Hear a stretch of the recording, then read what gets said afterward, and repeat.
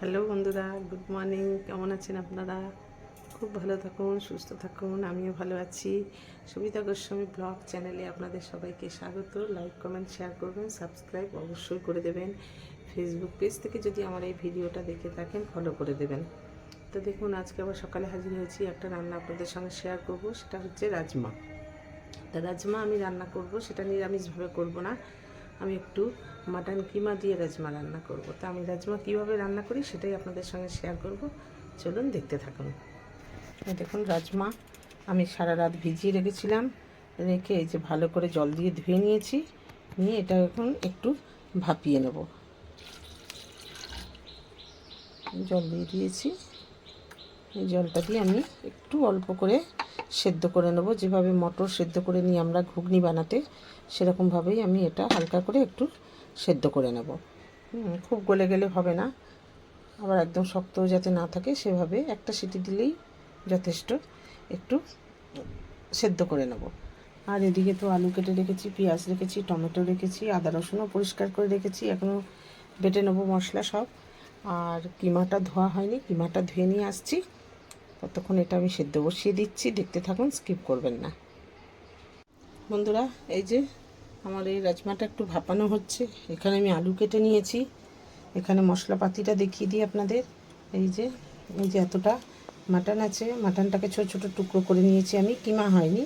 মাটনটাকে একদম ছোটো ছোটো করে টুকরো করে নিয়েছি। এটা দিয়ে আমি রাজমাটা রান্না করব। এই যে এটাকেও আমি হালকা একটু ভাপিয়ে নেব, একটু সেদ্ধ করে নেব মাটনটা। আর মশলাটা দেখিয়ে দিই আপনাদের। এই যে আদা রসুন, 4-5টা কাঁচা লঙ্কা আছে, অর্ধেকটা টমেটো আছে, বড়ো সাইজের অর্ধেকটা টমেটো আছে। এটাকে আমি পেস্ট করে নেব মিক্সার জারে।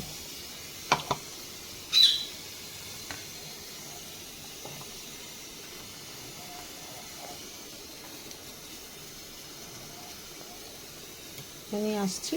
আর এই যে এদিকে রাজমাটা সেদ্ধ হচ্ছে, তারপর আমি মাটনটা সিদ্ধ করে নেব, তারপর আমি রান্নাতে আসব, দেখতে থাকুন।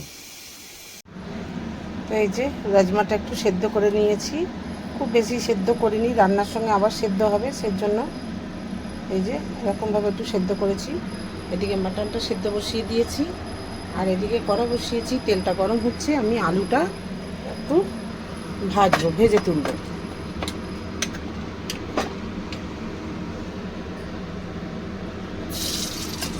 দিয়ে দিলাম। আলুটা আমি একটু ভেজে তুলব, তেলটা গরম হয়েছে।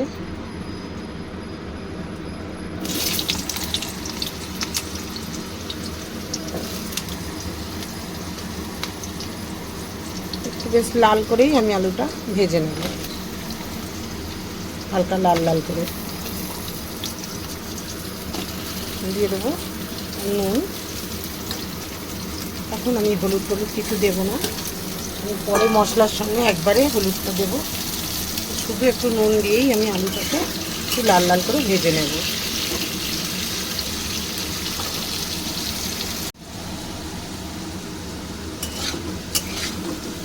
আলুটা এই যে লাল করে ভাজা হয়েছে।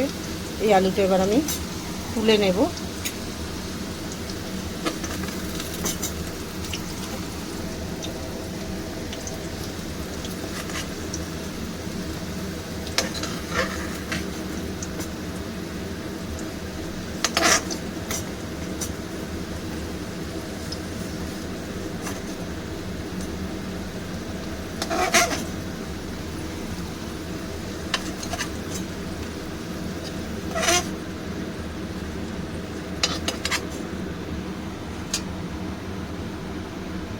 আরও একটু তেল দিয়ে দিলাম। তেলটা গরম হলে আমি একটু ফোড়ন দেব। ফোড়নে আছে 2টো তেজপাতা ছিঁড়ে রেখেছি, আর আছে 2টো এলাচ ফাটিয়ে রেখেছি, একটু জিরে, 4টে লবঙ্গ, আর একটু দারচিনি। এটা আমি দিয়ে দেবো ফোড়ন। দিয়ে দিলাম ফোড়নটা। কিছু সেকেন্ড আমি একটু হতে দেবো। সুন্দর একটা গন্ধ বেরোলে তারপরে আমি এতে পেঁয়াজটা ছেড়ে ভাজবো।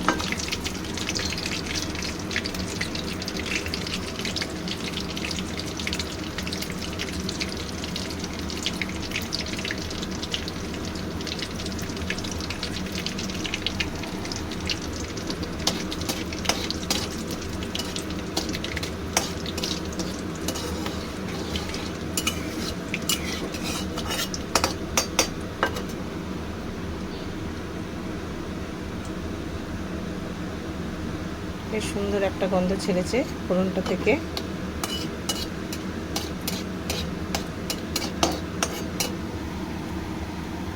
ফোড়নটা হয়ে গেছে, এবার আমি পেঁয়াজটার মধ্যে ছেড়ে ভাজব।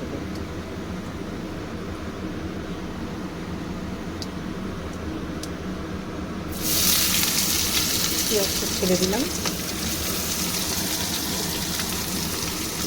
দুটো বড় বড় পেঁয়াজ আছে এখানে।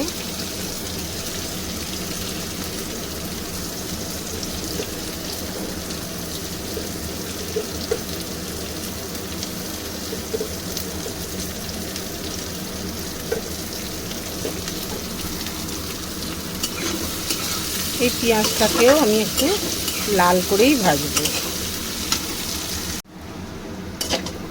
পেঁয়াজটা ভাজা হয়ে এসছে পেঁয়াজটা। ততক্ষণে এই যে মশলাটা আদা রসুন টমেটো পেস্টটা করে নিয়েছি, এর সঙ্গেই আমি 1 চামচ আরও একটুখানি দই দিয়ে একবারে ঘুরিয়ে নেব। তাহলে আর আলাদা করে আমাকে দইটা ফেটিয়ে দিতে হবে না, একটু সময়টা কম আছে, তার জন্য আমি একবারই মশলার সঙ্গে দিয়ে ঘুরিয়ে নিচ্ছি। খুব বেশি ঘোরানো যাবে না, শুধু হালকা করে একবার ঘুরিয়ে নিতে হবে, দইটা যাতে ঠিকমতো হয়ে যায়। পেঁয়াজটা ভাজা পেঁয়াজটা বেশ লাল করে ভাজা হয়ে গেছে। এতে আমি যে টমেটো কুচানোটা আছে সেটা দিয়ে দেবো।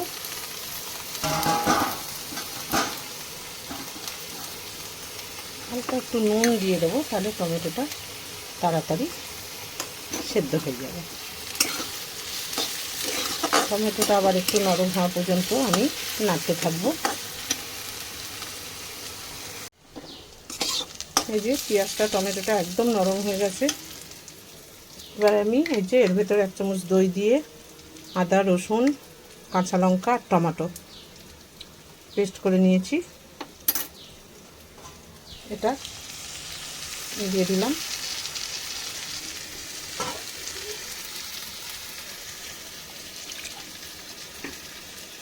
ভালো করে জায়গাটা ধুয়েও দিয়ে দিলাম। যেহেতু দই আছে একটু নাড়তে হবে।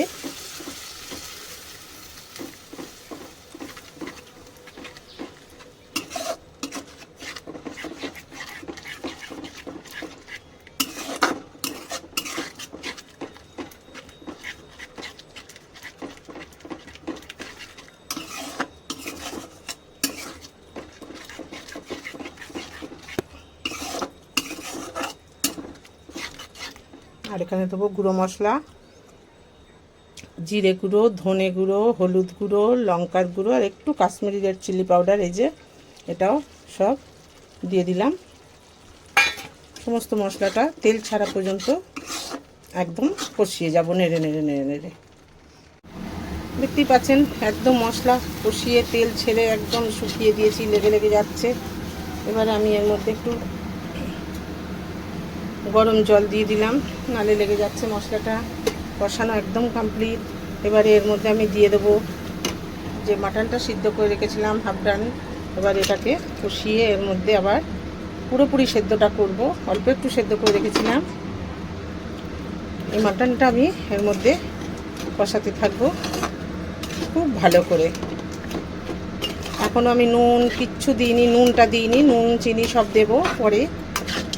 একটু কষিয়ে নিই, তারপর আমি নুনের আন্দাজটা দেখাবো, নুনটা দেব। কষাতে থাকবো এইভাবে যতক্ষণ না এর থেকেও তেল ছেড়ে দিচ্ছে। ঠিক আছে, খুব ভালো করে আমি মাটনটাকেও কষিয়ে নিয়েছি। এবার আমি এর মধ্যে রাজমাটা দিয়ে দেবো, যেটা সেদ্ধ করে রেখেছিলাম। পুরোপুরি সেদ্ধ করিনি, কারণ এখন মাটনের সঙ্গে এটা সেদ্ধ হবে, ওর জন্যে হাফ সেদ্ধ করেছিলাম, হাফটা এখন এই মাটনের সঙ্গেই এটা সিদ্ধ হবে। একটু কষিয়ে নেব, তারপর আমি জল দিয়ে এটা সেদ্ধ করব। কিছুটা আলুও দেবো, ভেজে রেখেছি, কিন্তু এখন আলুটা দেবো না, আলুটা একটু পরে দেব। এর মধ্যে আমি আন্দাজ করে নুনটা দিয়ে দিলাম।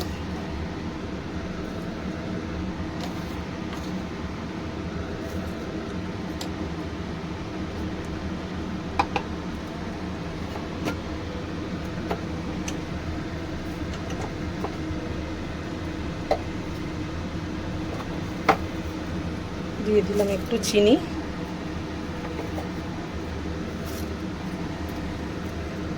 যেহেতু দই আছে, টমেটো আছে, সের জন্য একটু চিনির ভাগটা বেশি দিলাম ব্যালেন্সটা করার জন্য।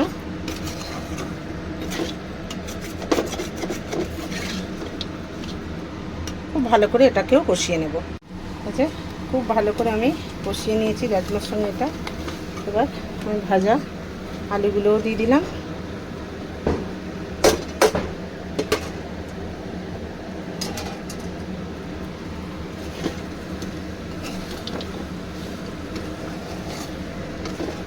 আলুগুলো আমি একটু নুন দিয়েই ভেজেছিলাম, ওই জন্য আর নুন দেবো না। নুন দিয়ে দিয়েছি আন্দাজ করে, একবারে দেখিয়েই দিয়েছি। আচ্ছা, এবারে আমি এর মধ্যে দিয়ে দেবো গরম জল।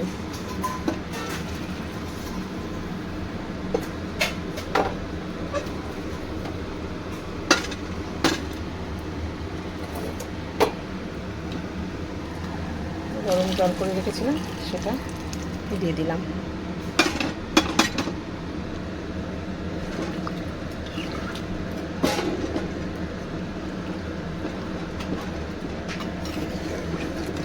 আরও একটু গরম জল আমি এর মধ্যে দেবো,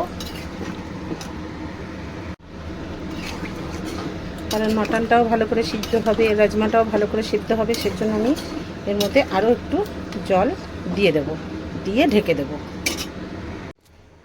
বন্ধুরা, এই যে রাজমা মাটন, কুচো কুচো মাটন দিয়ে রাজমা রান্না করেছি আলু দিয়ে, কমপ্লিট হয়ে গেছে। এই যে নামিয়ে নিলাম। তা কেমন লাগছে দেখুন, খেতেও ভীষণ ভালো লাগে। তা আজকে আসি, আবার একটা অন্য রান্না নিয়ে আসবো, আপনাদের সঙ্গে শেয়ার করব। বাই। নামাবার আগে একটু গরম মশলা আর একটু ঘি দিয়েছিলাম, যেটা দেখানো হয়নি তাই বলে দিলাম। 1 চামচ একটু ঘি আর একটু গরম মশলা গুঁড়ো দিয়ে এই যে নামিয়ে নিয়েছি। ভালো লাগলে একটা কমেন্ট করবেন, লাইক কমেন্ট শেয়ার করবেন, সাবস্ক্রাইব করে দেবেন। আজ আসি, টাটা।